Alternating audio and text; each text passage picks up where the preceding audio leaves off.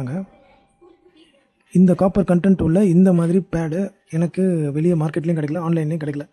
Break பேடை மாட்டும் போது எப்படி மாட்டணும்னு நான் சொல்கிறேன், நல்லா கிளியராக பார்த்துக்கோங்க. ரெண்டும் ஃபிக்ஸ் பண்ண எல்லாருக்குமே தெரியும். ஆனால் நம்ம பண்ணுற தப்பு என்னென்னா, நான் க்ரீஸும் வச்சிட்டேன்.